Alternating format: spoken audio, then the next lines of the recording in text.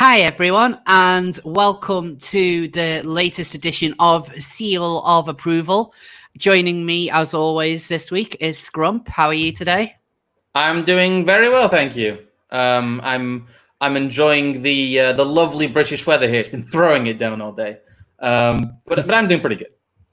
And got two special guests on this week. Both of who, well, actually no, because Discordia, you've been on once before, haven't you, on my channel?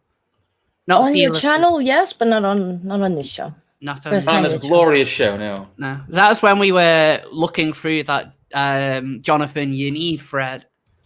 It was like a glorious day. That was like almost exactly a year ago at this point.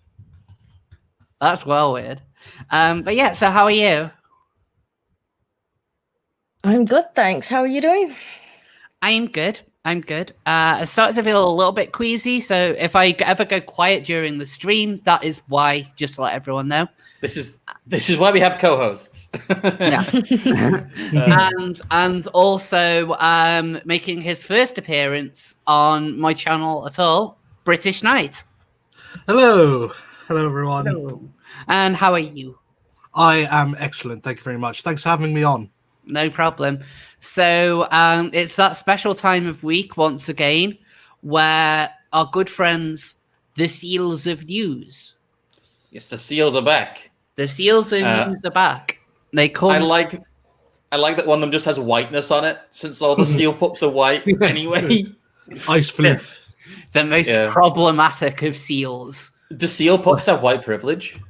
They basically do. Like, I mean, well, we can learn a little bit about white culture if anyone selects the whiteness seal.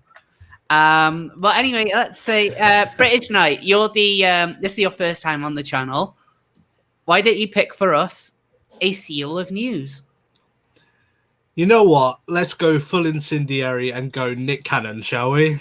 Nick Cannon. Okay, so do you want to tell us about what Nick Cannon's been up to this week? So Nick Cannon went on a bit of a tirade recently where he started espousing some very anti-white and anti-Jewish opinions, and this has led to him getting fired. Not for the anti-white stuff, mind you, but purely for the anti-Semitic stuff.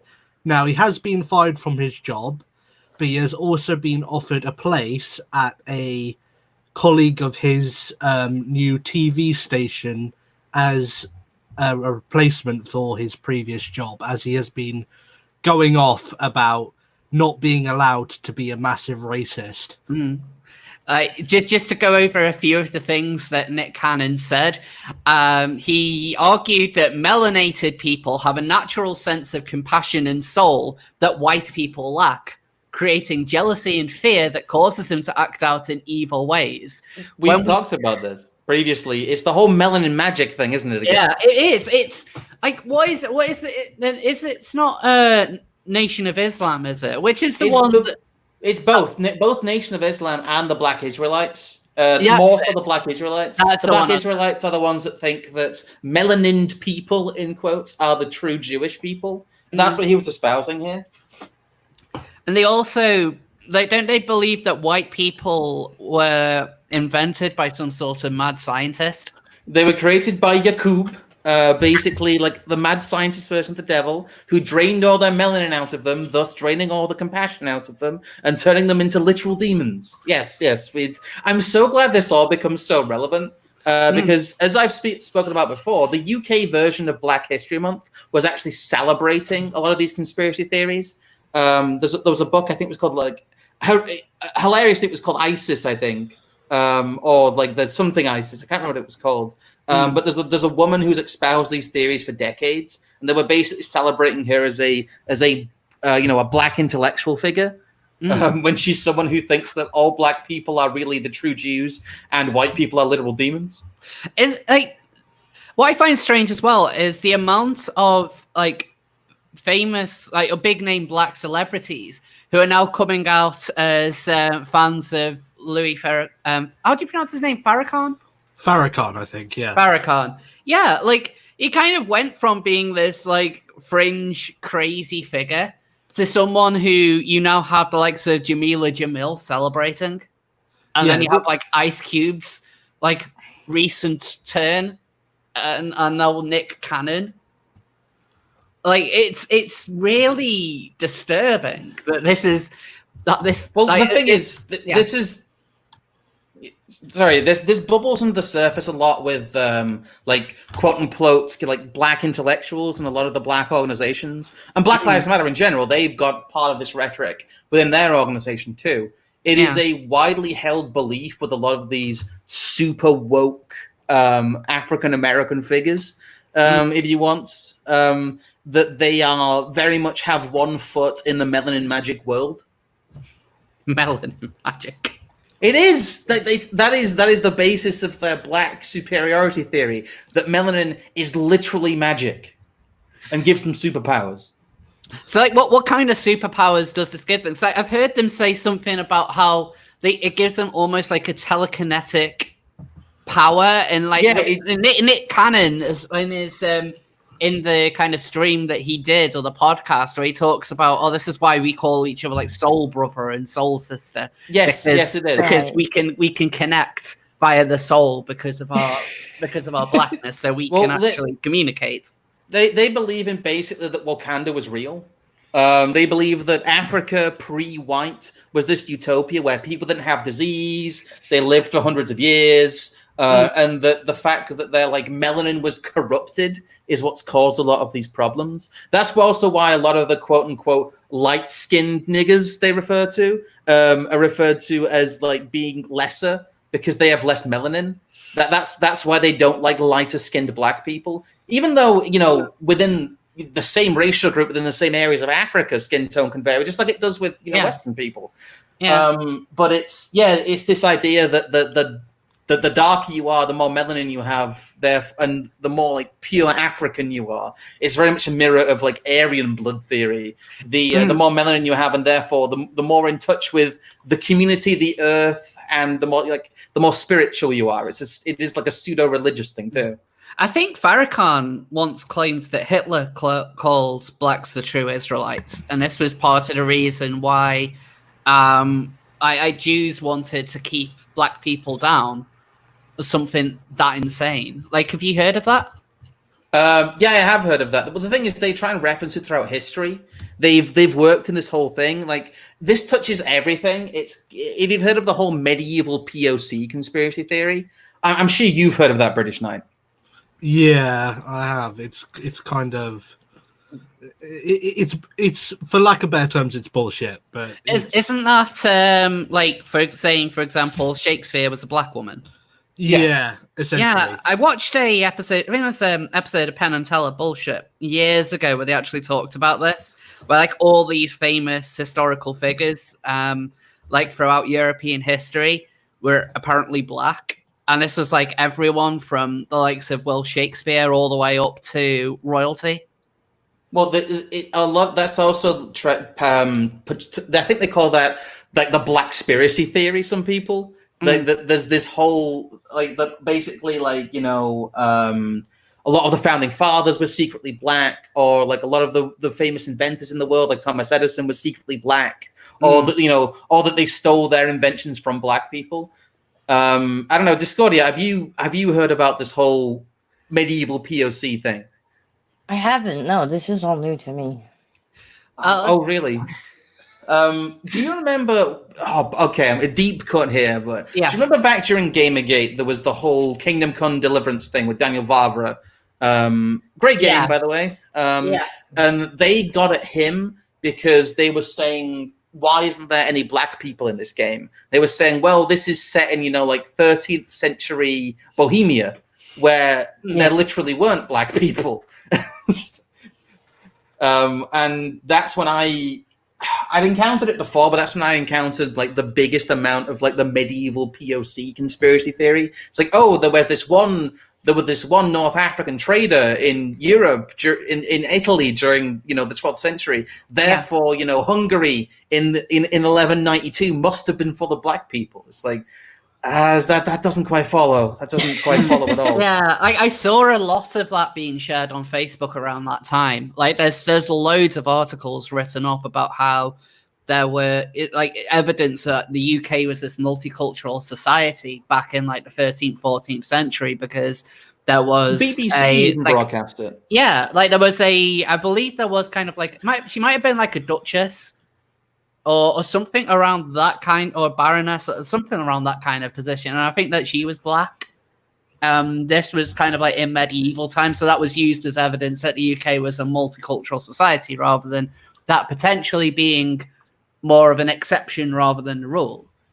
Well, to put it into perspective, during the late medieval period, there was a book. I'm not sure who wrote it, but there was a book about like essentially the lives of people of color during the late medieval period, and these were like the experiences of these people in England during that time. And this was out of like of a dozen people out of like 400 of a population of roughly 5 million people. Yeah.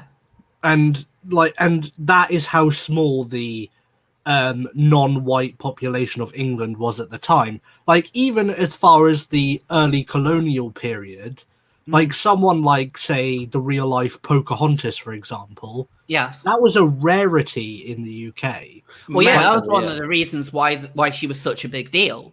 Yeah, exactly. And keeping in mind, the real life Pocahontas actually changed her name, converted to Christianity, and had a child with a white man.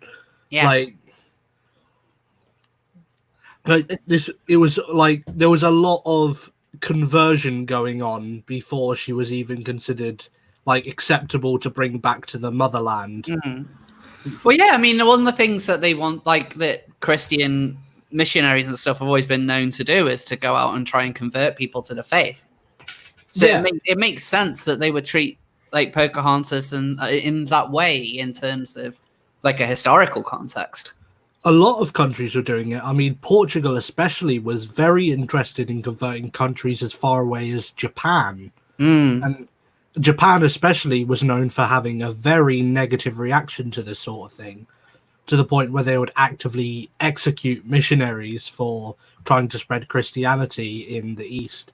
So Scrump shared this article with me. It's from blackhistorymonth.org.uk. So Frances Cress Welsing, Melanin Theory. Following the tragic news of her passing, Black History Month is making a pledge to broadcast her theories so you may learn more about the woman who redefined the discussion around racism. In her most recited piece of work, the ISIS Papers, comes Welsing's most famous theory, Melanin Theory. It originates around the concept that white people are the genetically defective descendants of albino mutants. She states that because of this defective mutation, they may have been forcibly expelled from Africa, explaining the journey many humans took out from Africa and into the rest of the world. For white people, their journey out of Africa took them into modern Europe. This notion is further developed into addressing white supremacy by stating that because it is so easy for pure whiteness to be genetically lost during interracial mixing, white-skinned people developed an aggressive colonial urge to protect this mutation, creating dominating societies over all others, particularly through military force, at the cost of any coloured society's development. Are they actually? Are they like what? Okay, I know that I know I'm kind of jabbering a little bit here, but this. So far, that doesn't read that they're addressing what she's saying with any sort of critical eye. Oh no, they are not. No. It looks like they're saying, "Oh yeah, so this theory that this whole group of people are basically defective mutants." Question: If we get kicked out of Africa, aren't we the oppressed ones? Yeah. Well, one may think. Doesn't that turn the narrative on his head? The defective mutants somehow took over the world like that. How shit must you feel? Yeah, I like the fact they use the word mutants. It's very X-Men. It kind of is actually. Yeah. Like, albino mutants. It's like these Wait, what the hell? Despite the strength of evidence based on colonial documentation, Wilson's theory does verge into the realm of philosophy. Wait, despite the strength of the evidence. So what evidence? What evidence is that white people are genetically defective mutants descended from albinos? Like, they treat this like a legitimate scientific theory. Like, welcome, or one and all to black science. The thing is, there's a lot of this. She wasn't unique in this, and there's a lot of this going around within, like I said, a lot of these black supremacy movements. This is bubbling just below the surface and continues to bubble just below the surface, and has now, gone over the surface with people with large platforms, with raised voices. In the Black Lives Matter movement, who sincerely believe these pseudoscientific theories that are put forward as fact. And I will say that this is a belief that is quite pervasive within Africa itself, and is part of the reason why albinos are still attacked there. I mean, it's all well and good laughing at this as the ridiculous pseudoscience it is, because it is. But this is a dangerous and hateful ideology that is used to hack people to death in Africa still. Yeah. And I don't understand why anyone, in the era, I guess, of the cancel culture, where you can lose your employment for any number of moderate belief systems. I don't know why a belief system that essentially espouses racial superiority and also has been used, to murder entire minority groups within Africa itself is allowed to continue as openly as it does. It's crazy. And this is this. God damn it, where was it? Critiques of Welsing's theory revolves around the plausible claim. This is a plausible claim that melanin, like serotonin, is a neurotransmitter, and like serotonin, no, it isn't. This is which affects like serotonin, it's literally skin pigmentation, which affects hormones and therefore thought processes and mood. Melanin changes behavior also. This factor, to Welsing, makes blackness an established basis for moral, or more specifically, normal human behavior. That reads like something from the alt. That reads like something from the alt-right. That's the kind of thing that you would expect Nick Griffin to publish. It's very race realist, isn't it? It really is. Yeah, like there is such a crossover between like any kind of racial supremacist movement, and that they always try and come up with a kind of like a biological reason as to why they believe they are the superior race. What's surprising about this, though, is this is a proper Black History Month UK website, and they're like, oh yeah, like this is a plausible theory. Yeah, these are the people who make Black History Month magazine. This is the official portal for Black History Month in the UK. Like, let's see what some of the comments are. One from someone named Chris. Well, interesting pseudoscientific nonsense. The alt-right will be so pleased that someone is poisoning black activism with fantasy literature. And then the next two posts is by one person like, white people can't take the truth. No, what are we like demanding evidence and stuff? Look, it may seem like fantasy, but look closer and you'll see it's reality. Can anyone else explain the conditions that we as Africans find ourselves in worldwide? We're in deep trouble. It's my sincere hope that all African people begin to wake up and challenge this desperate situation. Stop listening to Beyonce, Jay-Z, and arm ourselves with knowledge, self-respect. Frances Welsing was a great woman who sought to help her people. What are we doing? Let's really get serious and fight in the spirit of Malcolm X, Marcus Garvey, and Winnie Mandela. With pseudoscience, and I'm just baffled that they think that melanin crosses the blood-brain barrier. Because melanin is in no way a neurotransmitter. That is just, you can prove that. You can definitively prove that. You can take someone into a laboratory and prove that. That is just bullshit. It's literally made specifically for the regulation of intake of UV rays. That's it. That's its purpose. It's so you don't get skin cancer. Oh my god. It's like her theories are ones that exploit a grey area in human knowledge. It is a lack of empirical data on both sides, which give both arguments. Both sides. So, both sides can be accurate in deciding whether or not white people are just albino mutants. Yeah, the lack of evidence that black people melanin communicates telepathically. Yeah, the lack of evidence that melanin is or is not a neurotransmitter. It's just what? I mean, we could accept this, highly scientific and well thought out theory, or we could accept this pseudo-scientific nonsense. Who's to say which is right and which is wrong? Centrism was a mistake. This is like if like a website came out, if like Black History Month came out and like sincerely put out an article like saying that gingers have no souls. That's what it feels like. That's honestly you what can't it feels like. prove they have a soul. Yeah. The very credible theory that ginger people do not indeed have souls. They don't go to heaven. Oh, here we go. Wilson defended her initial viewpoints and held it separate from the critiques, as any critique of her work was from a Eurocentric viewpoint. There we go. There we go. That's it. You don't have to address anything then, because the people who are critiquing it come from the West. What would they say to a black person who was critiquing it? Of which I'm sure there are many black people who realize this is nonsense. I mean, take your pick. Uncle Tom. Yeah, they would. They would just throw racial slurs at them, wouldn't they? Yeah. Yes. All those Eurocentric sciences like neurology or psychology or biology. It's just all the ologies. It's all Eurocentric. But yeah, going back to Nick Cannon for a little bit. Sure, we might come back to the. Sorry, that was a bit of a tangent, but that is the underpinning and very pervasive ideological umbrella that this forms under. So I think you'll begin to understand this better.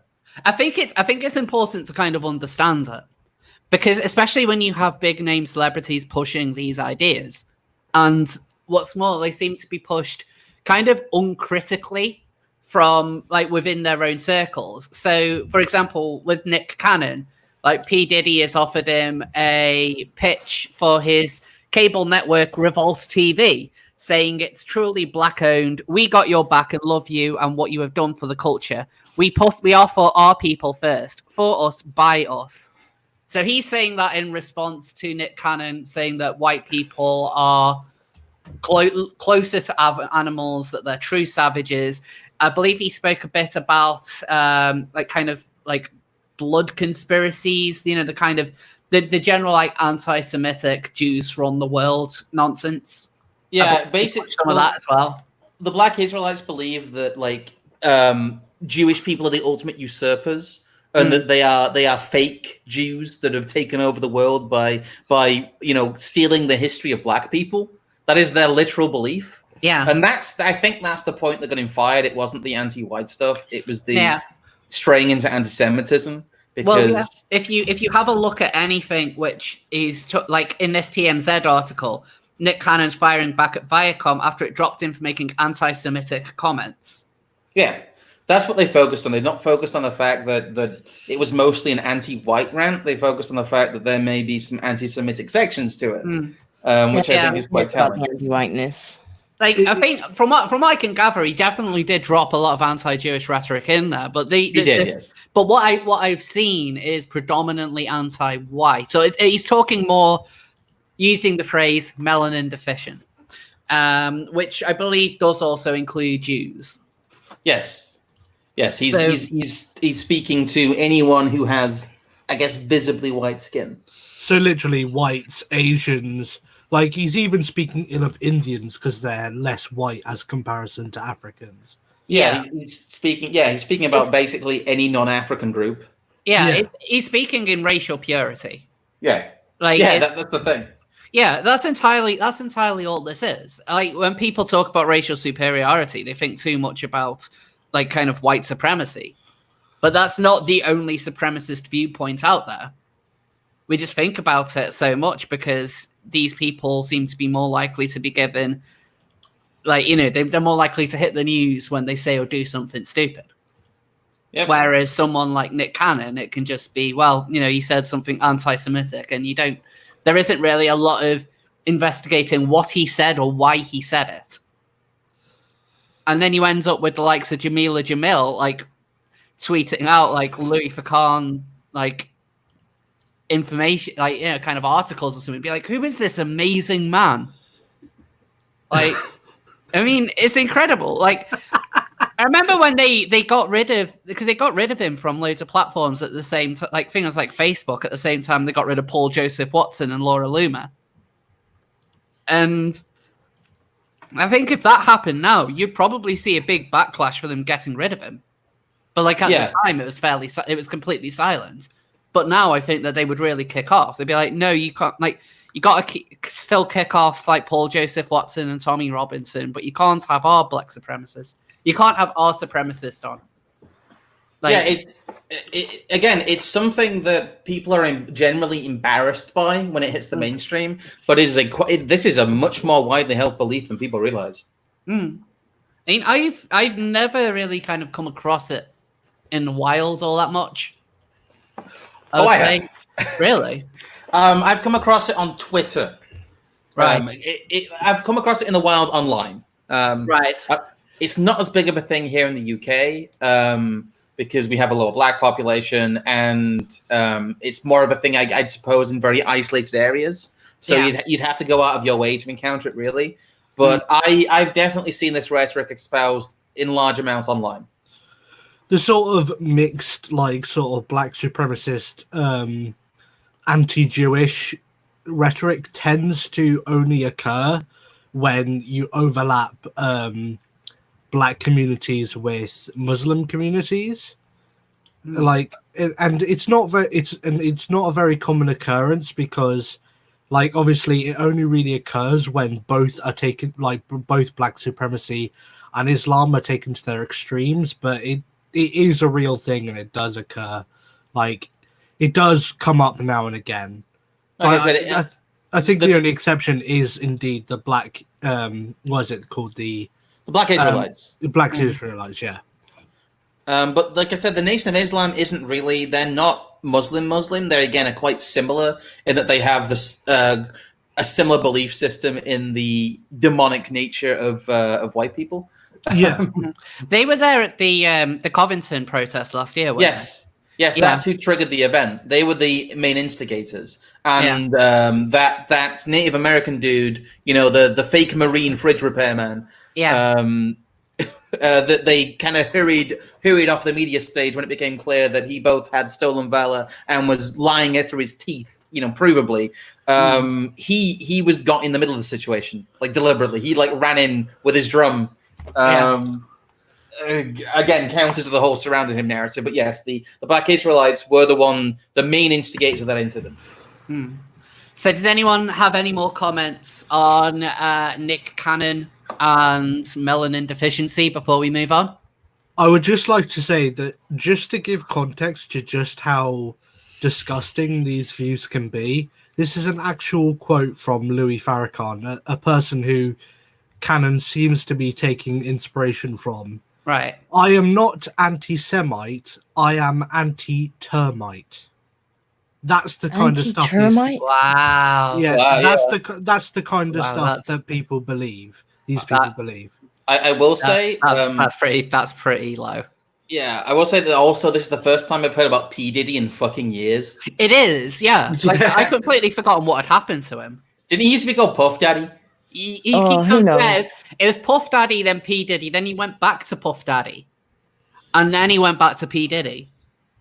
I don't know why he keeps on changing his name. I don't know. Like, he's not been relevant for like 20 decades, years. So. Yeah, I would say like early 2000s was the last time he really did anything.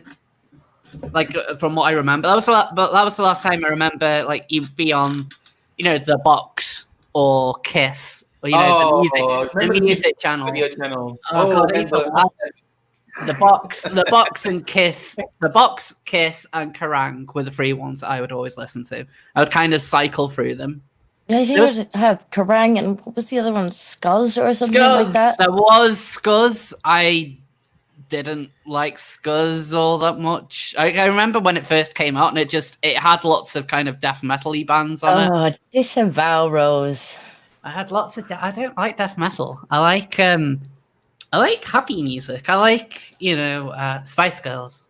What's not happy about death metal? Kerrang and Scuzz were the peak of music television.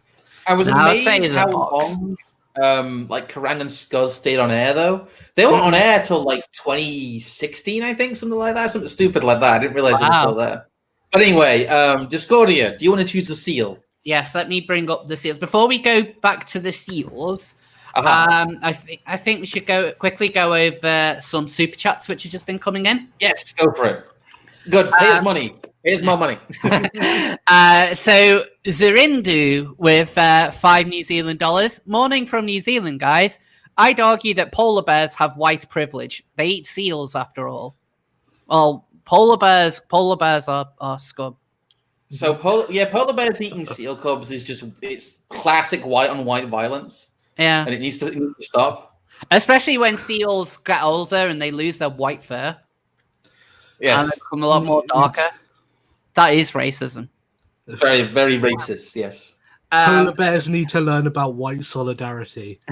Yeah, but Zurindu with another New Zealand $5. Thank you. Also had to censor the word white when used in that context. White. What? White. What? That's mad. You can't say, like, it had to censor white privilege? Apparently. Wow. Karin Alexa with 50 NOK. I'm not sure what currency that is. I'm a turfy lefty and I love you, Rose. Often disagree. Keep up the good work. I love it when I have like followers who I'd probably disagree with so much on them but like they can still appreciate what I have to say. The NOK is the Norwegian krona, by the way. Ah, okay. She's from Norwegian. Hyun Gladiv with the £2. Gingers don't have souls. Me, crying face. You don't have a soul specifically, Harry. No. Yeah, he doesn't deserve a soul. He doesn't. No, I agree with that. 30 to 50 feral hockey players with their $5. I do have a soul. I keep it in a jar on my desk. Love the channel and have been following since you broke the story on your knee. Keep up the good work. I'm gonna say 30 to 50 feral hockey players is a really good name. I keep on forgetting about the feral hogs. But the thing is, then a town was attacked by like 100 feral hogs, and people like, who's laughing now? Yeah. And Nara 007 with the $5. Nick's ex-wife Mariah Carey is half white, and they have kids. Yeah, how long were they together for? I thought it was only like a year or two, wasn't it? Or am I thinking of someone else? I know that they were together in like the early 2000s. All I know is that like his kids are like mixed, and I can't imagine what it would be like for them to see that interview in a few years' time when they're actually able to comprehend. What that's gonna be disturbing. You're half demon, by the way. Yeah, half demon. That is quite disturbing. And not in the cool Devil May Cry way, like in the bad, like hex you back to the nether realm way. Yeah. And here's the eunuch with £2, or $2. Sorry, you have to say who white. White. You know, really gotta get it in there. Like you're trying to cough up a hairball. Also, high scrump uwu. Hello, yes. She was on the DWS last week, so. Right. Much uwus. So the seals still have news. Like look at all their news that they want to share. Many newses. So Disco, why don't you pick the next seal? So what happens if I pick the one that says seal? Do we just get a seal video? Yeah, that is the seal of the week. I also we do have some news that wasn't put on there. We also have the Patreon news, but yes, there is Patreon news. I think I'll go with face masks. Okay, so do you want to tell us a bit about face masks? So I believe this is about, is it the 24th that we'll have to wear face masks whenever we go into shops in England? That's right. But for some reason, we don't have to wear them in the pubs. It's weird. It's incredibly selective, and like what I find kind of strange is, what if you don't have a face mask by the 24th of July and you don't have access to the internet? I don't have a face mask. Are you going to be allowed to go into a shop to buy a face mask if you don't have a face mask? Well, that is a dilemma, isn't it? It is. It's a serious question. It's one that I don't think that they've really thought up of. Because if the reason is no, you can still go in if you don't have one. Well, in that case, just don't buy one, and then Well, you're allowed to get away with it. It's already mandatory on public transport, which I can kind of see since people get kind of cozy. But I just sent you an image. Like, I love how dystopian all this shit is, though. The wear a face covering sign is so like I saw it at the station the other day, dropping off my girlfriend, and I really want to see it next to one of those the see something say something signs. Yeah. Because those two together are like peak dystopia. It is really creepy to see. Like I've oh my god. When I was in Central earlier, I went on a mission to get a burrito, and I haven't had a burrito in months. And so I was like, fuck it. I'm just going to... Where's the nearest burrito? London Bridge. So I went to London Bridge. And, I will have a burrito if it's the last thing I do. Yeah. And I feel a little bit queasy now. So maybe that's the burrito's fault. So oh, no. Right. But anyway, yeah, these posters are everywhere. One of the creepier things as well on buses, they'll occasionally play out a... kind of like a notice, reminding everyone to wear a face mask. And... on the like where it kind of flashes up what the next stop is, where it has like the writing to say like, next stop is say like St. George's Road, I don't know, like it'll sometimes come up with like next stop, wear a face mask, or just at the next stop. Yeah, like it's really, really weird. Like I find it very, very uncomfortable. I hate wearing a face mask on public transport as well. The thing that gets me is how nasty people are being over it. It's just like everyone is like, if you don't wear a face mask, you're literally killing people. It's like, well, we didn't have to wear a face mask last week, and we weren't killing people. Don't have to wear a face mask in the pub, and that won't kill anyone. Yeah. Like, have you thought about this, or do you just want to tell people what to do? This just feels like clap for the NHS 2 Electric Boogaloo. It's the new cult,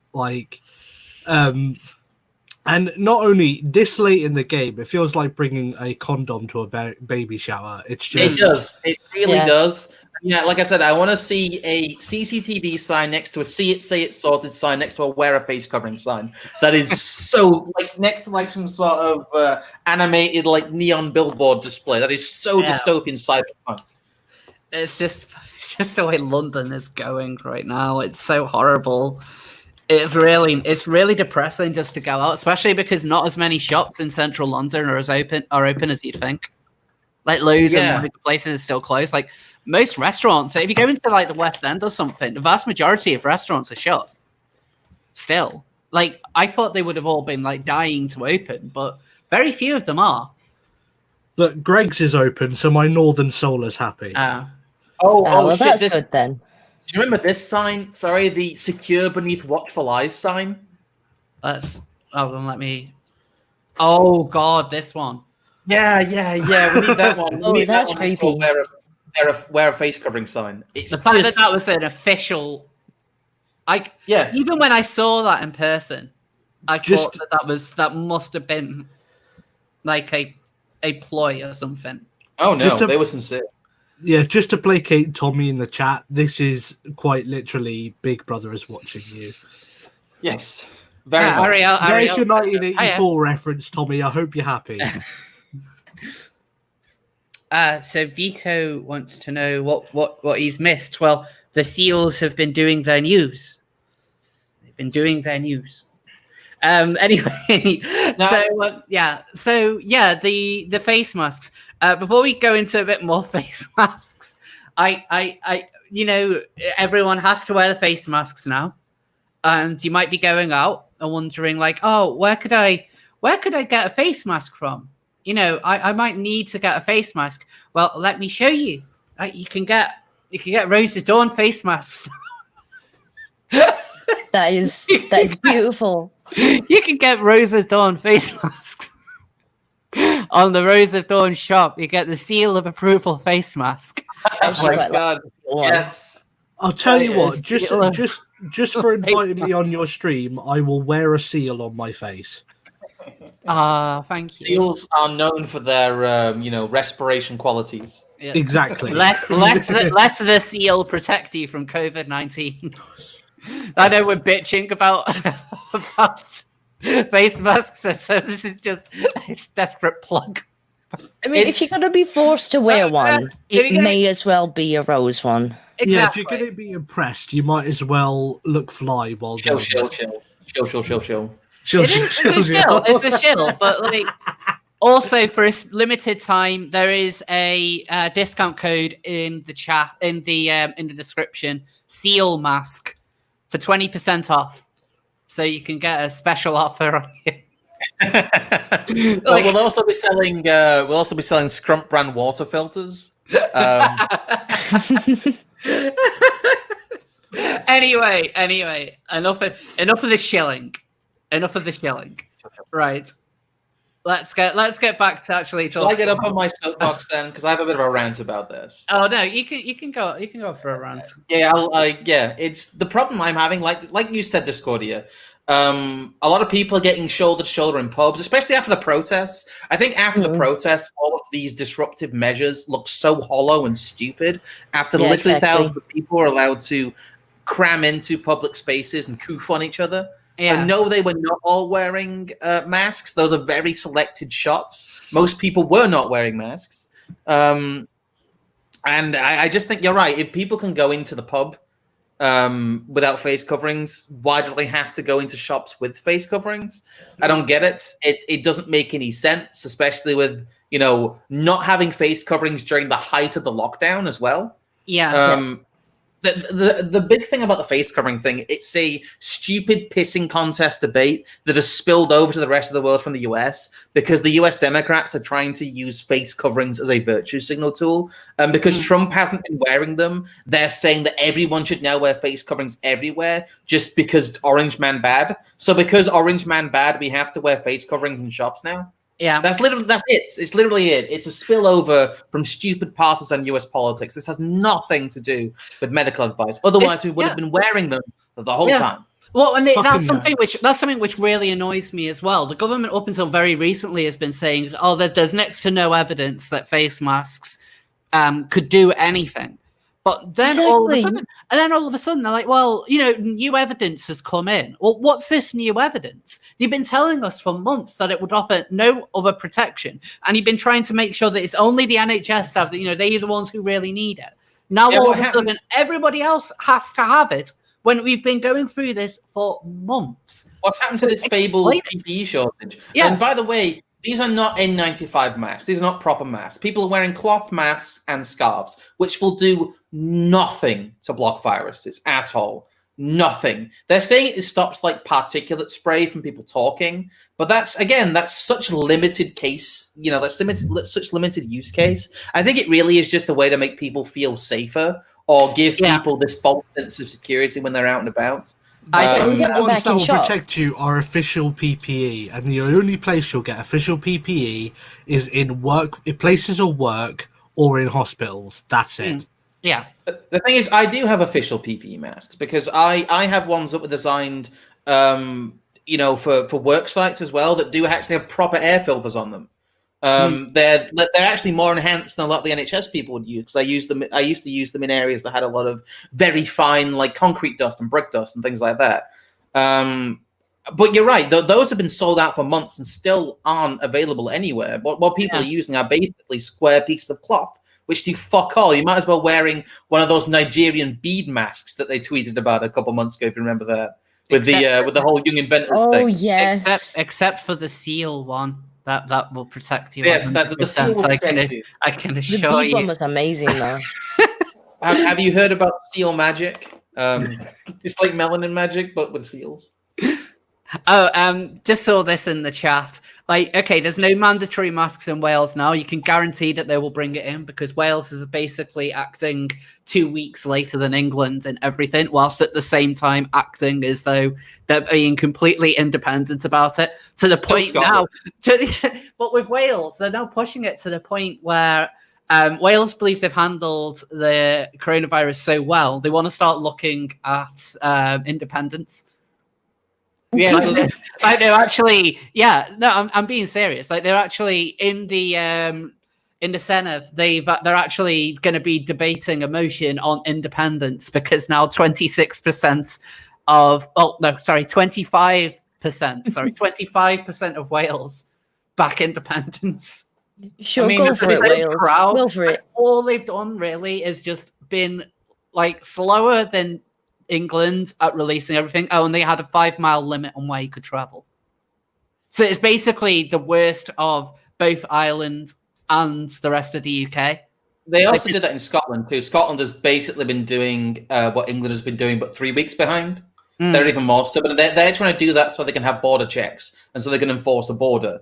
Yeah, it's ridiculous. Like I said, it really shows that these decisions are not they're not done by medical impetus. They're done by political impetus. And it's really about, it's ad hoc, it's made up. And people freaking out about this are freaking out over the stupid whims of single politicians. None of this is keeping you safer. None of this is going to stop you getting the virus. In fact, there's a lot of evidence to suggest that a large number of the population already have had the virus, what I've been talking about. 80% of people who test positive for the virus don't have symptoms at the time they're tested.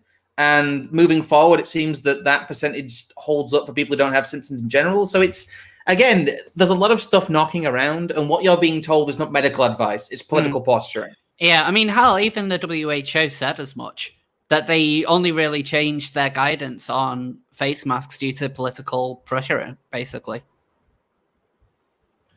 The WHO. I don't know how they can talk at all with China's hands so far up their ass. That surely must block the vocal cords somehow. But no, they are the vocal cords. They're a puppet. Like a puppet. Yeah. They're like a hand puppet. They're literally Sooty from Sooty and Sweep. How dare you besmirch Sooty like that? So Sweep is the best one. What Sweep is awesome. Yeah, I used to have a little Sweep with a little squeaker in him.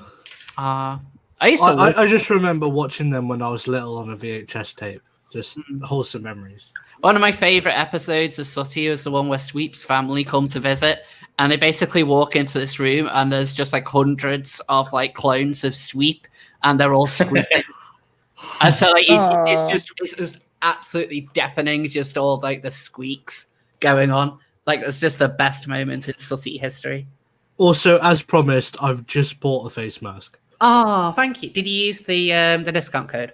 I forgot to do so. It doesn't matter though. That's one job. Thank you anyway. Thank you. Fine. I really appreciate that. One thing I will say in defense of face masks, though, I know, all of this is kind of I don't know the science behind any of this, just to make that very clear. But I know that in places like Japan, people wear face masks quite often, even when there isn't a pandemic. Would you say that could potentially have helped reduce, or why you don't see as many infections in Japan compared to likes of Europe, where it's not really in our culture to cover our faces like that? Not really. I think what happened was that they had very good containment measures with the points of entry that they did have. It didn't spread as wildly. They also have a lot more atomized lives as well. Right. And that they're also quite good about following rules voluntarily. I think what happened was that I think a part of it as well is that they got lucky. They got lucky with the fact that they had a lot less of an outbreak than they thought, and it kind of petered out. They didn't panic about it, is the big thing as well. Unlike over here. Japanese culture is very much geared towards several key factors which make it very easy to contain something like this. They're very geared towards government or government conformity. They're very much geared towards sort of isolationism and nationalism. So the government, it's very easy for the government to say, okay, we're closing the borders now, and the Japanese will just accept it. It's a lot less controversial than it is over here. Yeah, they had a lot less in terms of imported cases. Yeah. Well, their big imported one was that ship, wasn't it? It was, and they had that quite early on. And like I said, they put in place some decent containment, and they weren't squeamish about it either. I think the squeamishness, especially in Europe, towards closing borders and stopping Chinese visitation, is really what causes to have such bad outbreaks. Yeah. It's the beginning phase that really decides what happens. Yeah. And we did not do well during those beginning phases. Yeah, plus Japan tends to be like on average very like from citizen to citizen kind of like a very small c conservative kind of society. So Yeah. if the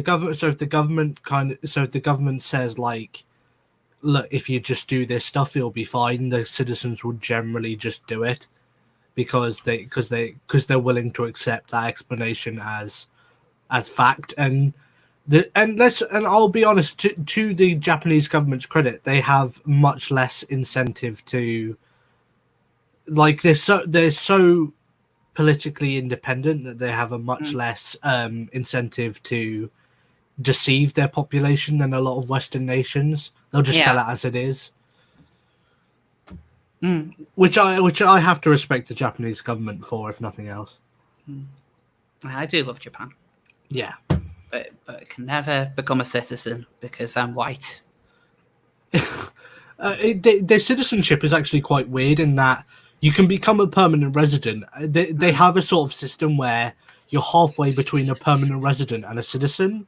Where you have more rights than a permanent resident, but less than a citizen. And like, I believe you have to be the great grandchild of that type of citizenry before you can become a citizen of Japan. It can be awkward. Does anyone have any more statement, anything else to say on face masks? They're a great commercial opportunity for certain people, it seems. So go sell your customized face masks. God damn it. Yeah, if people want to wear them, then they should be able to. Absolutely. I just don't think we should be forced by law under threat of fine for some places and not others. That just doesn't make sense to me. I don't think it, like, I mean, I understand why people would wear face masks. I agree with Discordia. I don't like the idea that this is something which is being put into law, something which is finable for not doing it. It's also arbitrary. It's very arbitrary. I think the onus should ultimately be on the private companies themselves to both decide on and enforce at their own discretion. Yeah. And on the and basically on the advice of independent experts. Because at this point it's come to light that a lot of the experts that have been selling us information so far, which a lot of governments, including the UK and the US, have been basing their models and their responses on, have essentially been bought and paid for by China. Okay, so before we move on to the next seal, got some more super chats which have come in. So Matthew Ivy with the $10. Kraut's video on Tariq Nasheed is now relevant again, thanks to the unmasking of the massive black racists in the US. I had a co-worker who believed in melanin theory until my Cuban boss fired him. Melanin theory. T-Bone 121974 with the £10. Thank you. Thank you, Matthew, as well. Sorry if I didn't say that. I'm a kidney transplant patient and don't want to wear a mask. It's dehumanizing, and I need to be exposed to viruses and bacteria to keep a weakened immune system strong. I'll use a tissue, thanks. Besides, and with a further £5. Besides, why would I want to walk around with my coughs or sneezes right next to my face? Like, hell, even just breathing in a mask can be really uncomfortable because it builds up condensation very quickly. Yeah, I've heard a lot of people with glasses saying that they're having terrible problems. I work in the masks, and they're fucking awful. Yeah, like I wouldn't have as much a problem with it in winter probably, but especially the humid summers that you get in London. Like, I hate London in the summer. It's why I'm so glad that I'm leaving. Like, it just, like, the air just becomes really, really still. It gets very, very hot and, like, what do you call it, muggy It's always muggy and there's nowhere to escape it. And then when you're wearing a face mask as well, it makes you feel even more muggy. Like if there was like a place with like open winds and there was a bit cooler, it would be a lot more pleasant. But that's not the way London rolls. London is just constantly hot.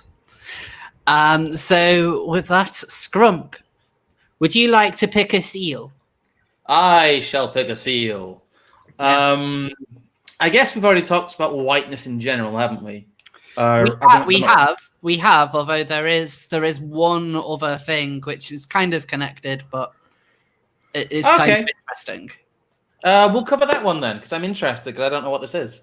Yeah. So this is okay. So we probably won't be on this part for quite long because we ticked off a lot of this in the Nick Cannon part. Let me just bring up the thing. Where is it gone? Oh, damn it. This is taking ages. Here we go. So this is the National Museum of African American History and Culture. And so they have this pamphlet which they're giving out on aspects and assumptions of whiteness and white culture in the United States.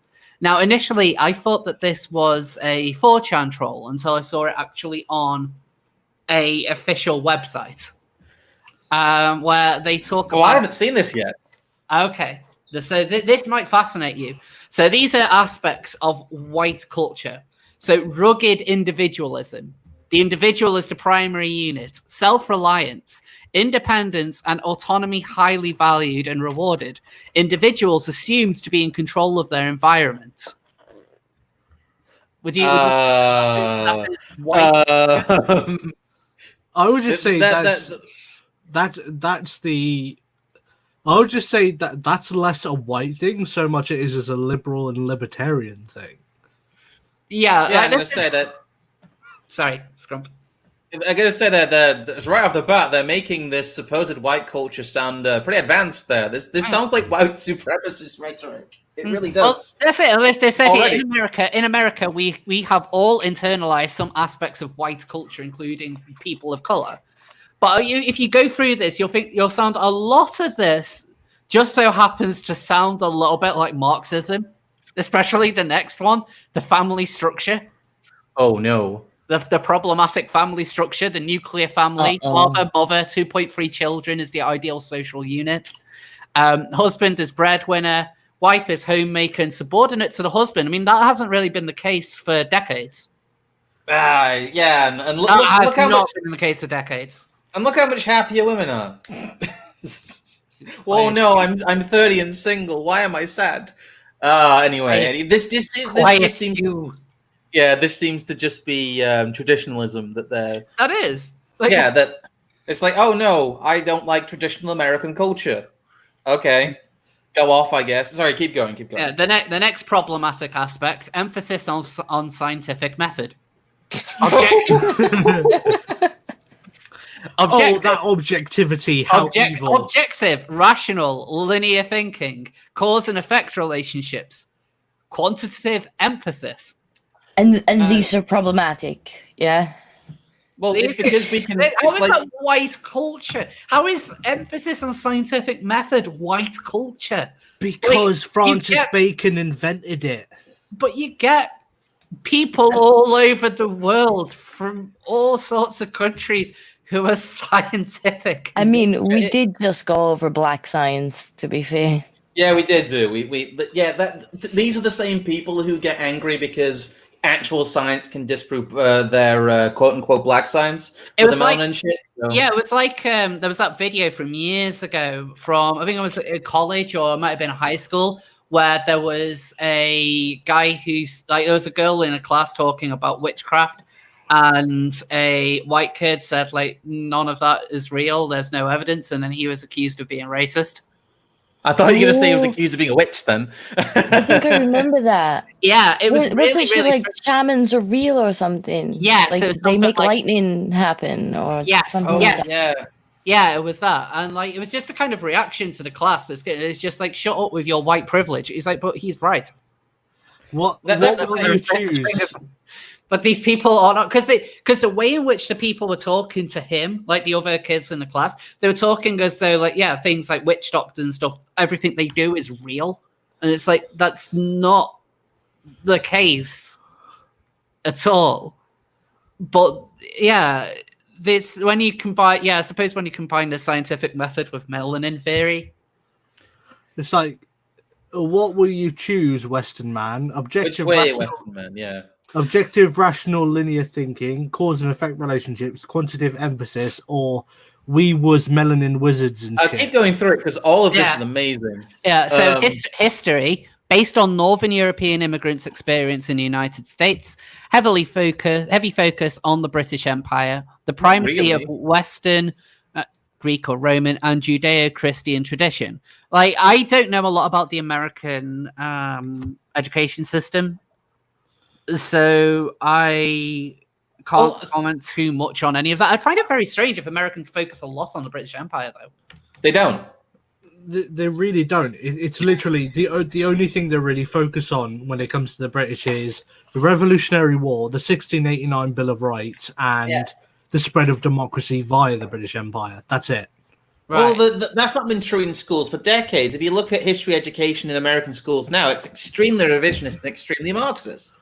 If anything, historical education's got worse. There's also the fact that most African nations, bar North Africa, I guess bar Egypt, really don't have any recorded history. They have oral traditions, I guess, and you could go into that and go into, like, you know, indigeno Afro culture and storytelling, but a lot of that is very specific and it's not written down. And I hate to say it, but a lot of the inner African countries didn't have the wheel when the Europeans arrived, so they didn't have recorded history. There's nothing really to say. It's, you know, it's 3,000 years of hunter gathering, and as much as you may want to change the syllabus, okay, there could be more in the syllabus. I think about the early Islamic scientific renaissance there and how that worked, the invention of the zero, the invention of the camera obscura, some stuff like that. Yes, we need to focus more on less Eurocentric stuff. I kind of agree on certain levels, but also, you know, the Roman Empire, the Greeks, the Assyrians, and to, you know, once it became the Enlightenment, it's basically it's where a lot of things were invented. I hate to say it, but it is where a lot of history took place. And I would actually like it if there was a greater emphasis on Mesopotamia, because that's like the cradle of civilization. Yes. Yeah. You don't really see any kind of emphasis on that in history, and that, like, everything that we are can be traced back to there. And they can't exactly call it white culture because Mesopotamians weren't white. No, they were essentially the modern equivalent of Egyptians. I think there's a lot of history outside of Europe that would be very worth studying as well, like Chinese history, Japanese history. It is, but there's also the case that whether they like it or not, America is a majority white country founded by European immigrants. That's just the truth of it. And I'm sorry that disturbs you. Cry more. Maybe you should found your own education systems. I don't know. I'm not sure how well that would work, though. I kind of understand a part of that gripe, but also it's just, well, you live in a majority white country that was founded by European immigrants. Like I said, it's just, it's going to have a slight bent towards European history. Because that is the bulk of its own history. Yeah, and I'm sorry that we're the ones who wrote things down. I don't know. Maybe you should have written history before people arrive. Then maybe they can teach it. So there's also Protestant work ethic. Hard work is the key to success. That's just true. Work before play. If you didn't meet your goals, you didn't work hard enough. I mean, like the last one. I mean, that doesn't necessarily follow. That's not necessarily true. No, like it's just because you didn't meet your goals. It isn't like, oh, you just got to work even harder. I mean, that's like the moral from The Princess and the Frog. It's also true that hard work is important, and I don't understand the problem with the message of hard work is important. There's nothing really wrong with that message. No, I mean, like, if you're wanting to move into a socialist or communist society, surely you need hard work. Otherwise, your society completely crumbles, like it does every single time, because that's one of the things people aren't motivated to work very hard. Religion, Christianity is the norm. Anything other than Judeo-Christian tradition is foreign. No tolerance for deviation from single God concept. Now, there's certainly something to say about, say, like the Bible Belt not particularly tolerating any religion that isn't theirs.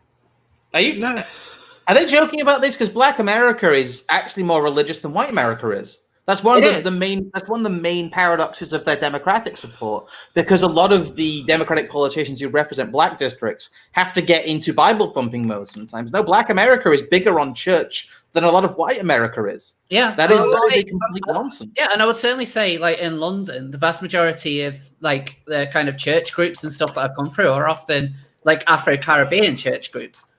Like, from personal experience, I would say that Christianity is a bigger deal to like Black inhabitants of London than White inhabitants. And a lot of the best African American communities in America are that way because they are very they are very pious. They are very serious about their Christian faith. Yeah, whether it be Methodist, Anglican, like Presbyterian, whatever,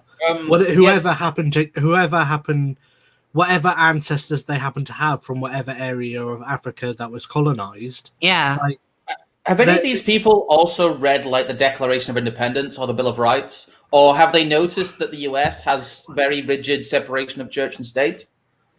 I don't believe they have. This is the... Sorry, go on there. Let's go on to the intro. This is the fascinating bit. Status, power, and authority. Wealth equals worth. Your job is who you are. Respect authority. And the spicy one, heavy value on ownership of goods, space, and property, aka capitalism. Monsters. Well, have they seen how consumerist and excess based a lot of quote unquote Black culture is? Have they watched a hip hop video recently? That says it all. That says that bit there is what screams out to me. Like, basically, white culture is capitalism.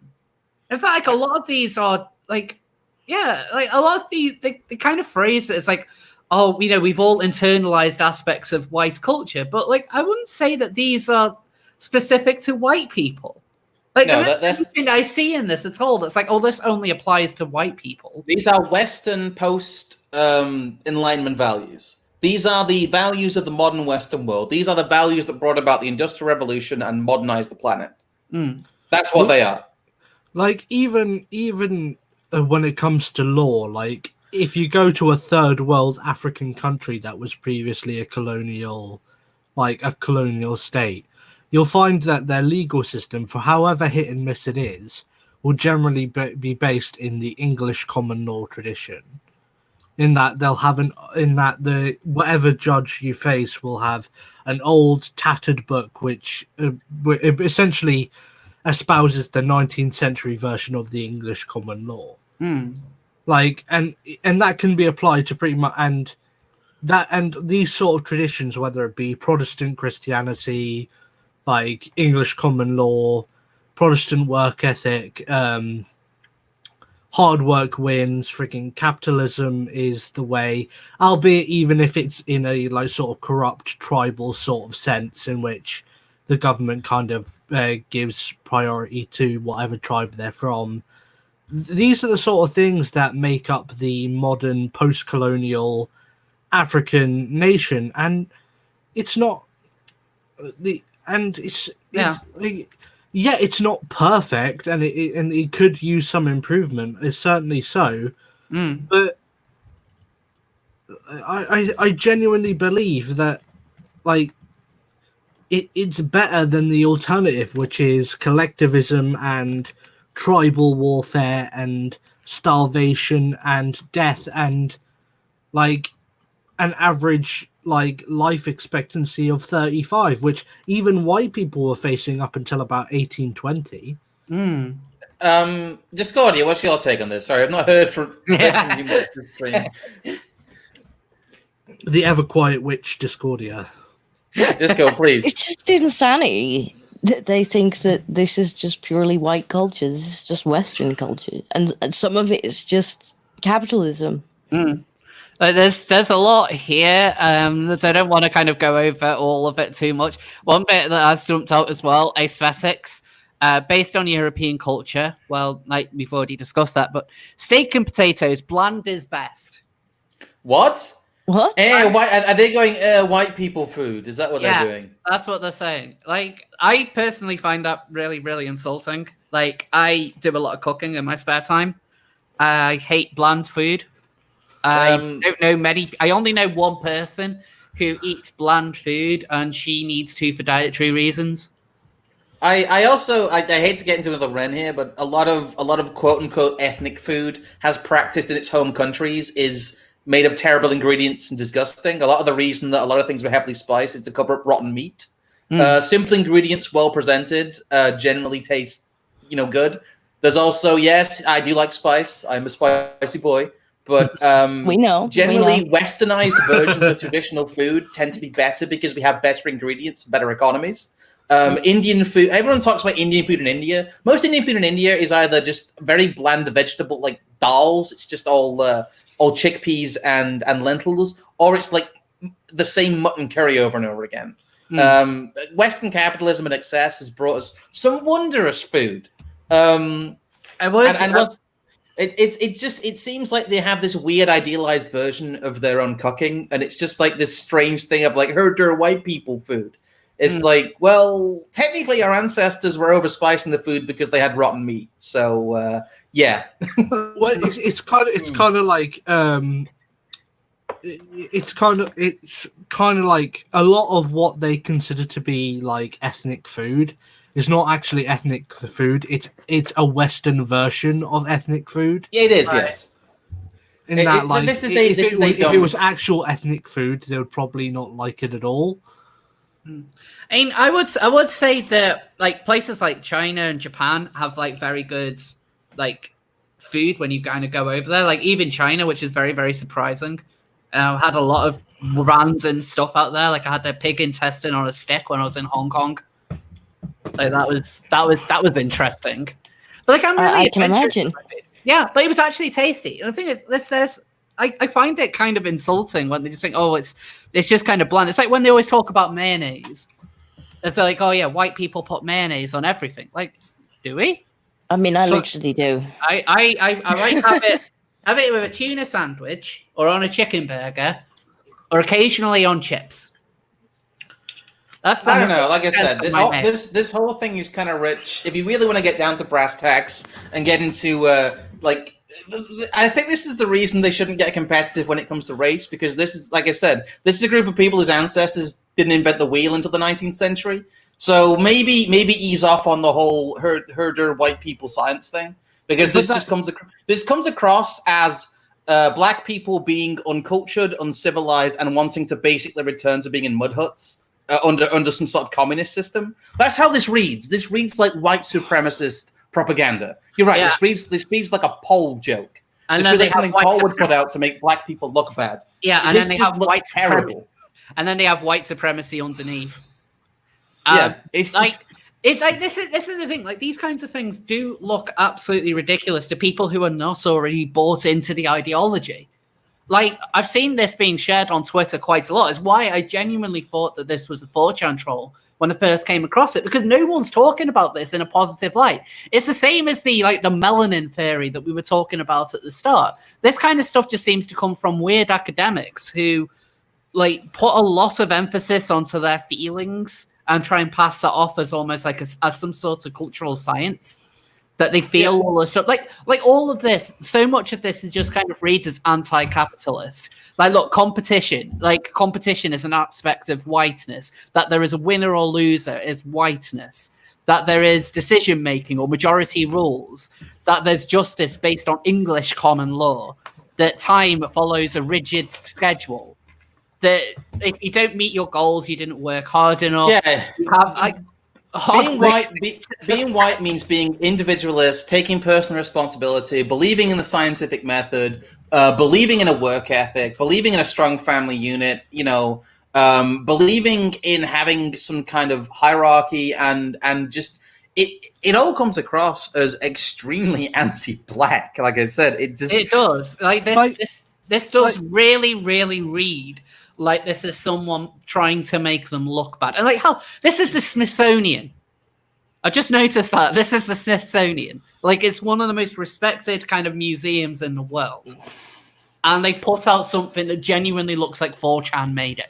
Well, that's the thing. It's like being woke is essentially being like it's essentially being anti-black by like 3 degrees of separation. It kind of does come across like that, yeah. Like it's meant to be anti-white just for the sake of being woke, but when you actually read it, it comes across more as being like ironically anti-black in that like it's meant to be anti-white, but when you read it, like everything that's meant to be anti-white is a good thing. Yeah, and therefore it comes across as anti-black. Yeah, and I can relate to that in some way. Like to kind of go off on a little bit of a tangent here.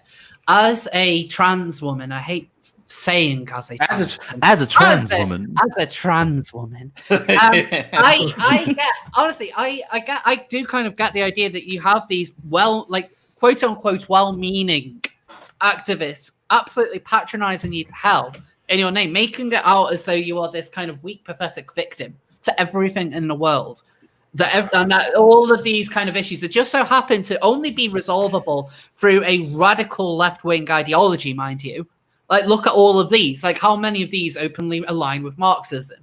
The idea of having private property, for example. Like, it's always a coincidence that these same kind of like anointed individuals are the ones who are able to kind of pick out that there's a crisis, that there's something seriously going wrong for all of these individual groups. And they use our identities as a way of just pushing radical beliefs. It's the same.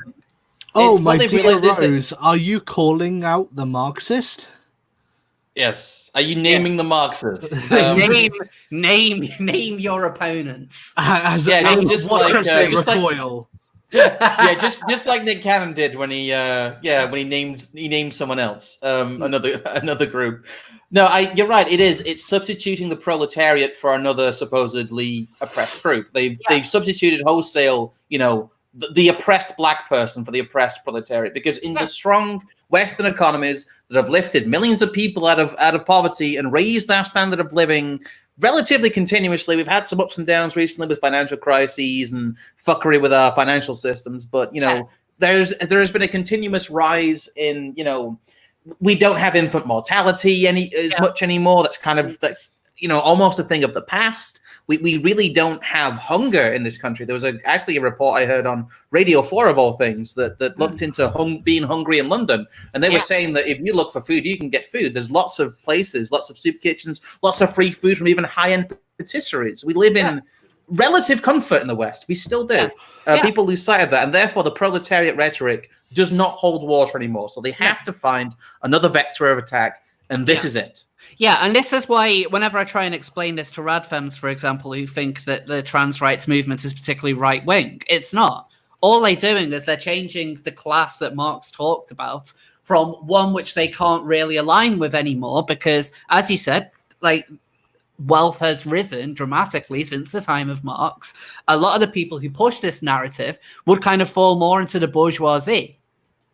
These are not the workers. None of these are the people who would be toiling in the fields. These are the people who will be sitting at home on their parents' money, writing blogs and going on Instagram, and then going to a protest and then taking selfies there. So they've got to find another way that they can become that oppressed class rather than being the ones that need to be overthrown. So the easiest way of doing it is to bank on your own identity. Try and push the angle that you are still living in this dystopian hellhole from 200 years ago. And then use that as your kind of gateway in to push for radical policies. This is what all of them do. Can you name a single trans group that isn't left wing?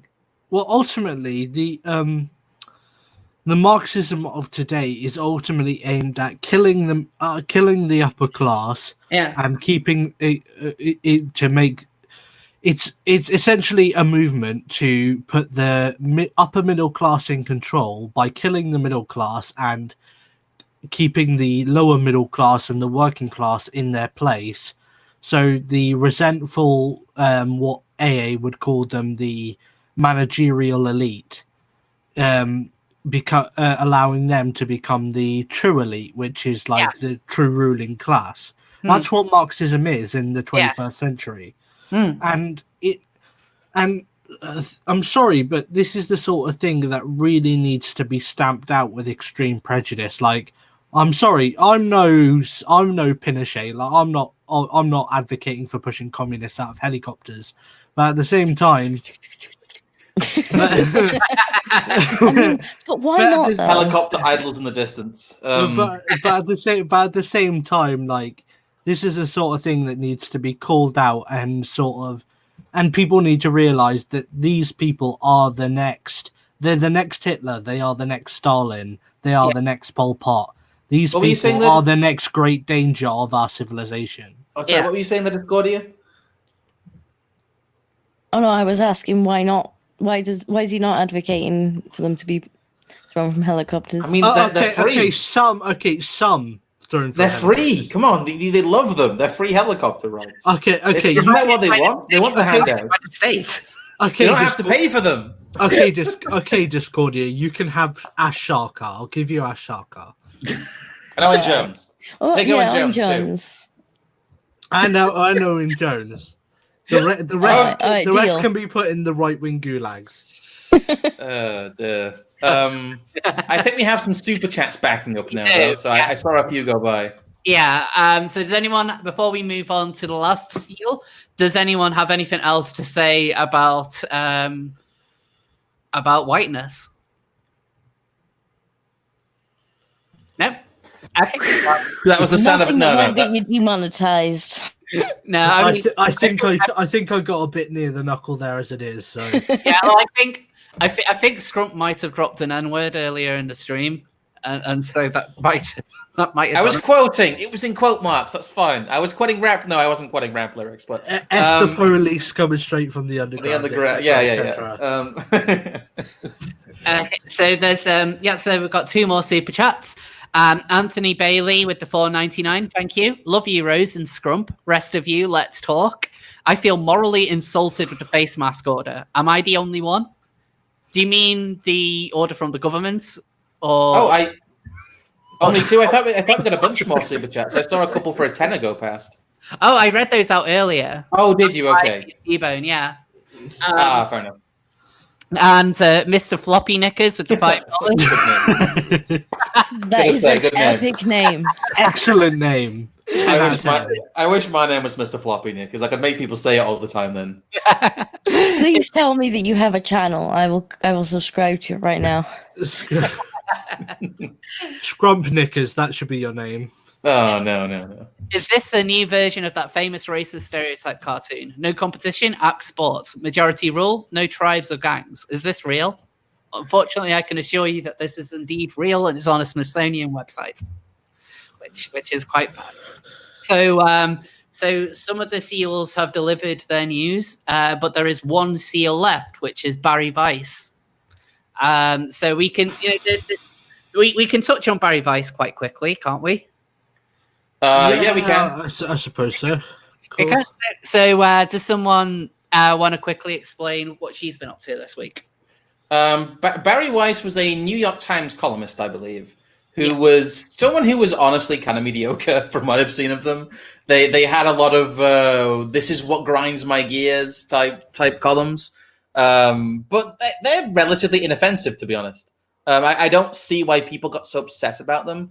I only really heard about them because people were really mad at them for having a dissenting opinion. Basically, this is the latest case of the left eating itself. Barry Weiss is in no way a right-wing figure, yet a lot of people are saying that what she did comes from a right-wing playbook. Basically, she is a New York Times columnist who refused to toe the increasingly identitarian woke line and was, she alleges, was bullied out of the New York Times for it and continues to be bullied. You can see this on Twitter, though. You can see that they were undermining her, they were attacking her.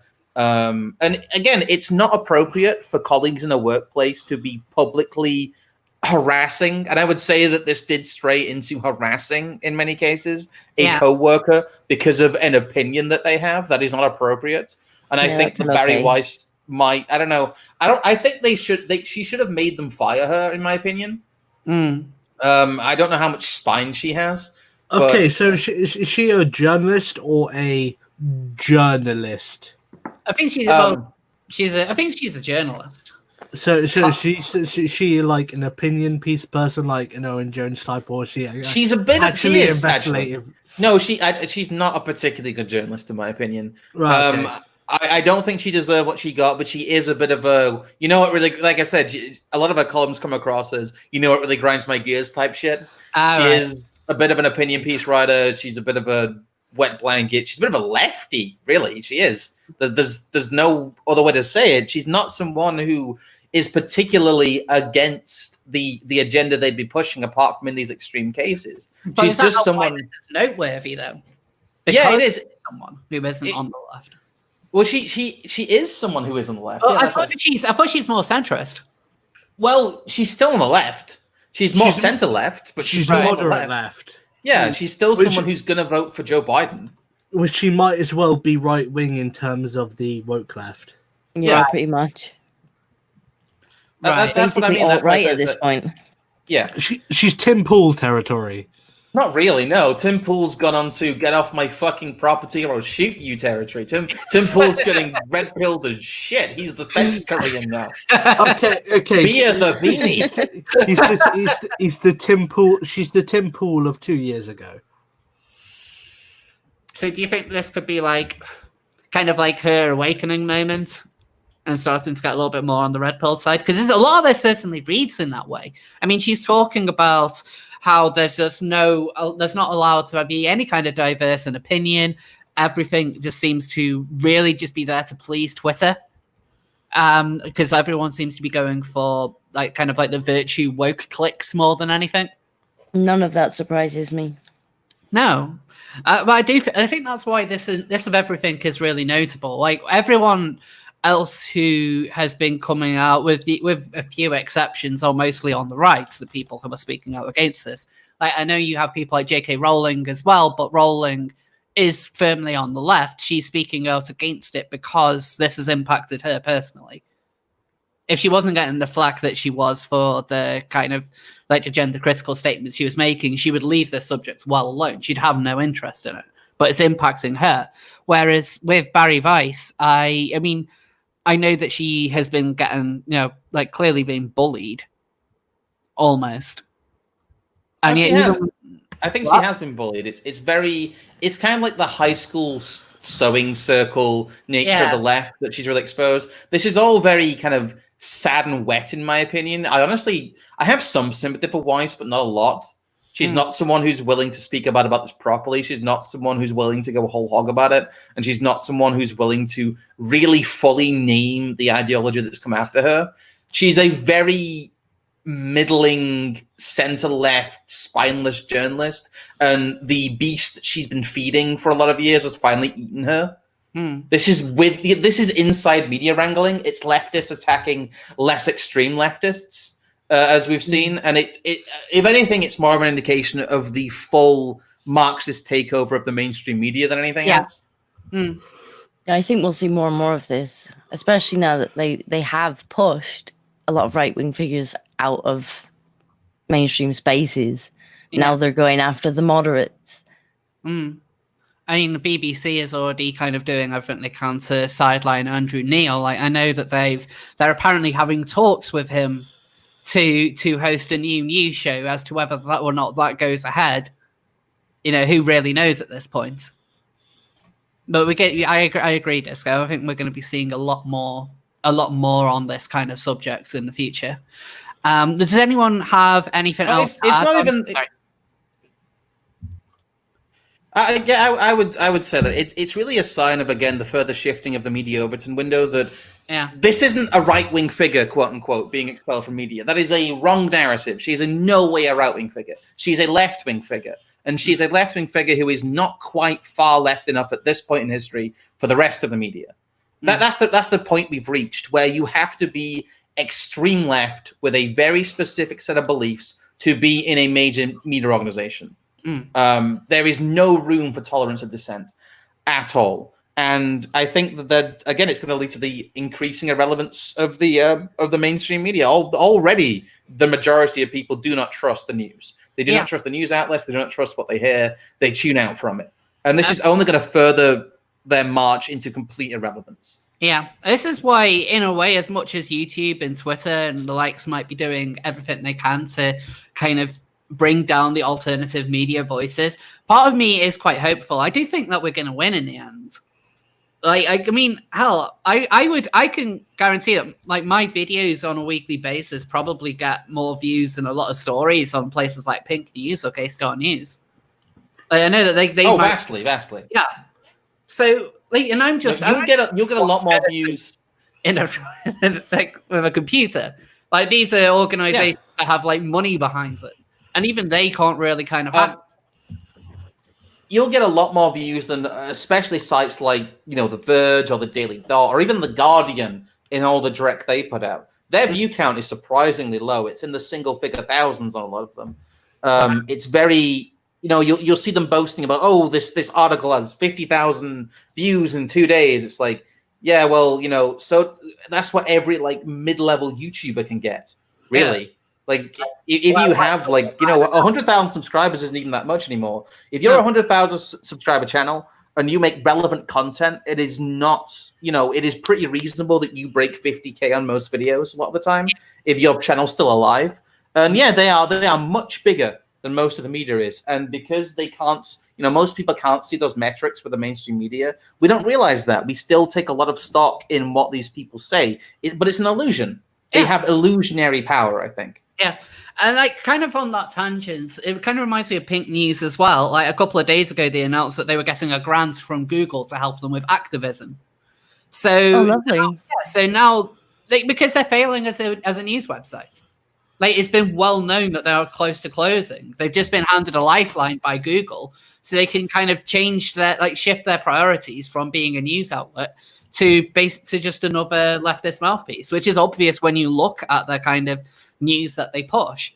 Like they'll regularly do stories on Darren Grimes, and Darren Grimes says something that they disagree with because they have a hate boner for him, which is really odd. And then was one of the stories that I looked at for Trans Stupid yesterday about vandalism on a J.K. Rowling like handprint, and you're like, oh, it's been vandalized with a trans pride flag. When you just see the photo underneath with it covered in red paint and just a flag next to it. Like, the flag is obviously not what vandalized it. And so people who are that stupid to actually kind of buy that, it just shows that they're more interested in the activism.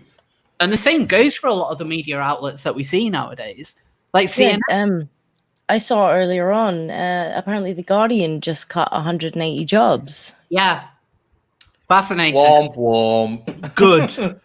I wonder if Owen's off taking a coding course. Learn to code.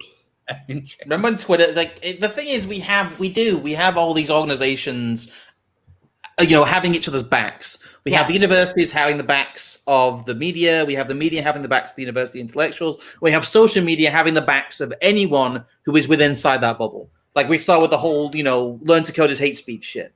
And once that really starts to collapse, I think once that support network for them collapses, they're going to be out in the open and on a wide scale with most of the population, these people are reviled. They are hated. And I think in the wake of another Trump victory, especially, I think in the wake of all the riots that happened, people are looking around and people are seeing who is fermenting all this hatred, all this rhetoric, and treating people so unfairly and so unevenly. And the point, a lot of the blame is going to be laid quite rightly at the feet of the media. Yeah. So I guess Barry Weiss has got out ahead of the curve because honestly, I kind of see a situation where we might end up with like New York Times or Washington Post journalists being pelted with rotten fruit in the streets. They are so unlikable and so out there about almost being like, super villainish with how much they despise the working man in America and the UK. Yeah. They have this frothing hate for the Gammons and the rednecks and everything they say, that they are complete elitists, and people are rather sick of it. And I think they're going to find themselves in quite an awkward position if their shields, of social media, of intellectuals, and all these people, all these institutions who keep them safe from the wrath of the people that they despise. If those things go away, they're going to find themselves in very uncomfortable situations. This is why alternative media is so important. Like the way that it actually kind of gives the power to the people to be able to report on. And if you want to support alternative media, you too can buy the Rose of Dawn seal face mask. Shield. I won't do that again. I'm sorry. It will be modeled by British Knight just as soon as it gets delivered. I promise I will post a picture of me wearing it. Yes. Because Rose has been very helpful to me over the past year, and I am grateful. Very, very. Stop being wholesome. This is a new show, goddamn.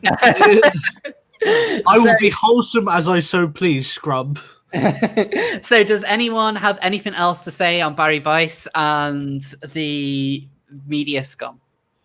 Barry Weiss, despite her being milquetoast leftist, did not deserve what she got, and maybe this will be her awakening to an ideology which is more suited to liberty than what she has previously been accustomed to.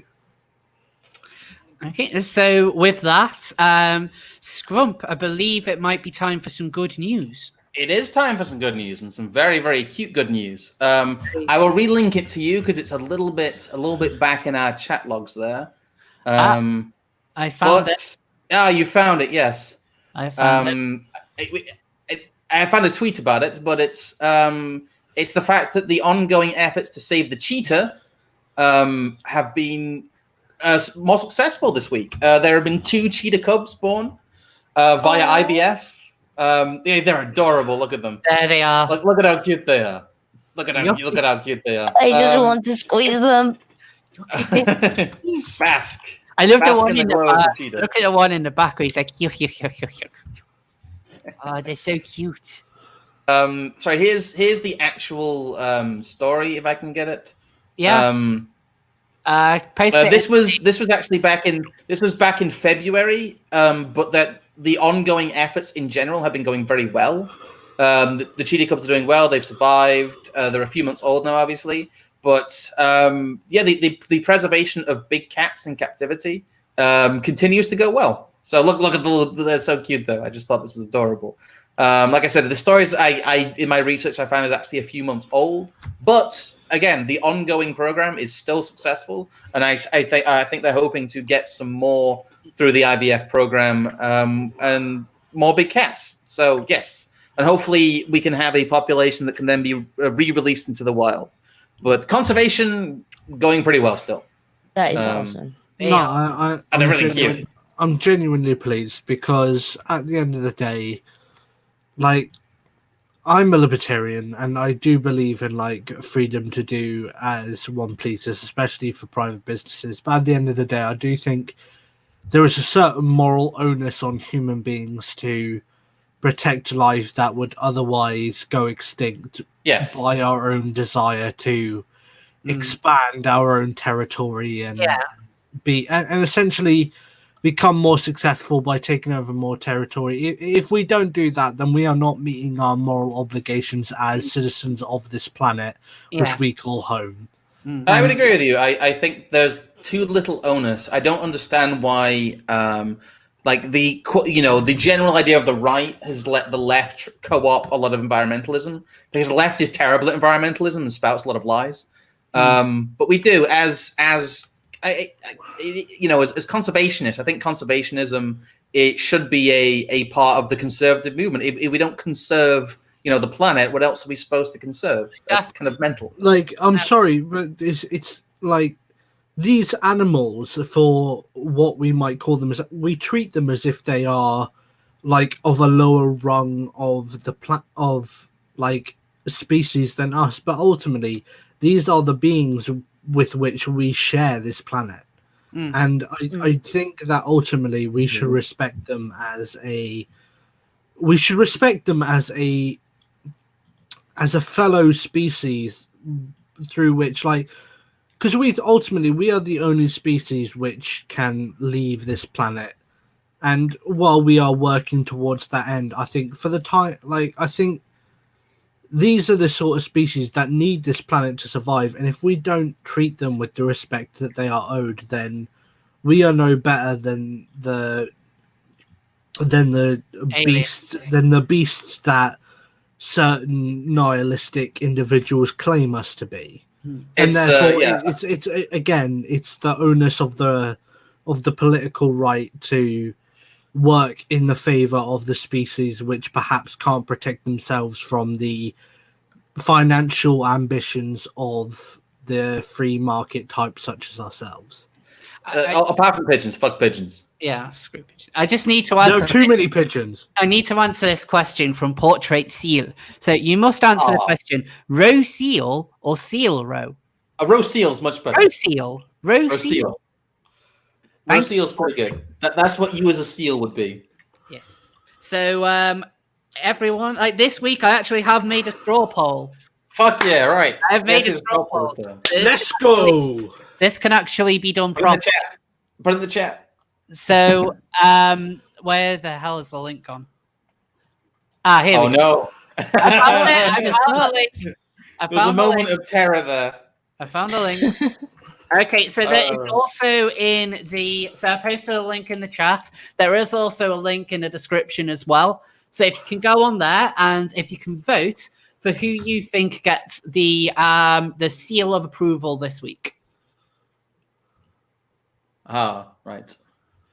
So you need to vote to see who gets your seal of approval. Discordia leading with 5 votes. Who we got here? It's neck and neck. It's neck and neck.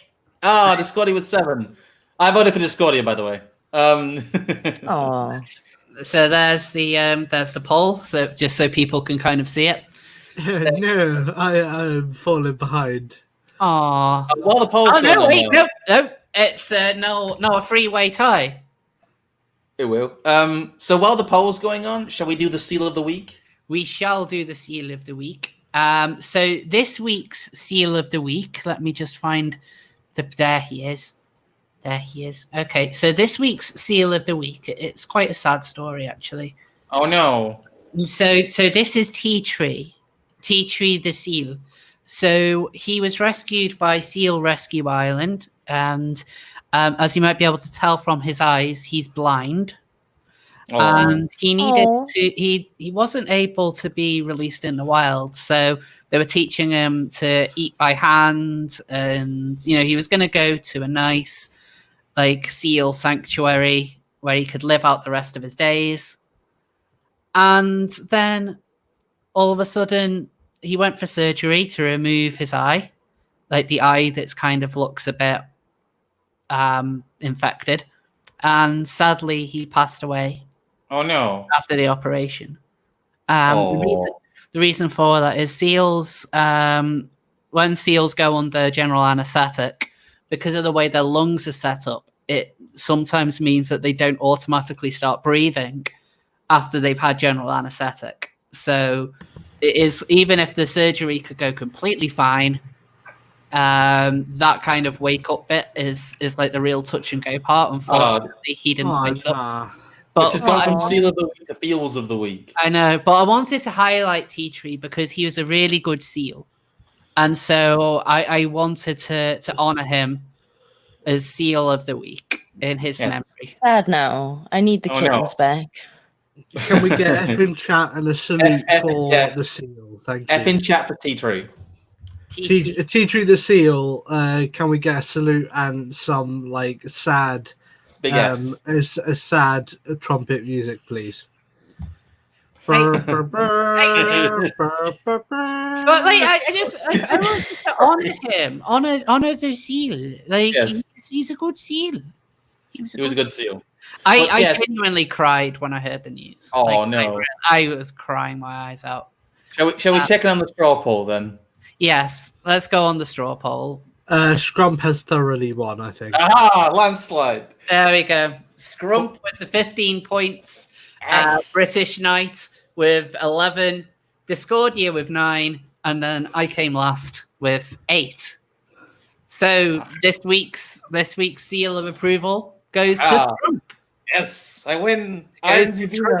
So you have won twice. So you are currently the leader of seal of approval. Yes. As well. Yes. Congratulations. Sealer. At some point, I want to put Jeb on there to see if Jeb will win.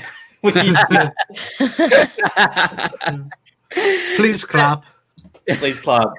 So, with that, before we go, does anyone have anything that they would like to plug? I would, please. Yeah, of course. I am interviewing Short Fat Otaku this weekend for his follow-up stream with Exploring the Politisphere. The weekend after that, on Sunday at 8 p.m, I'm interviewing the chairman of the UK Liberal Party. Nice. And this within the next 7 days, I'll be posting a brief history of gun ownership in the United Kingdom, in which I'll be making the case for lesser gun control in the UK, the United Kingdom. The handgun ban of 1997 was such a travesty. Yeah, it was. But that said, I would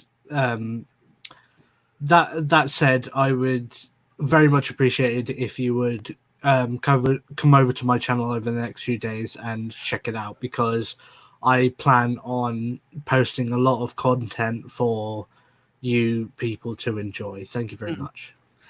Okay, and Discordia, do you have anything? Sure.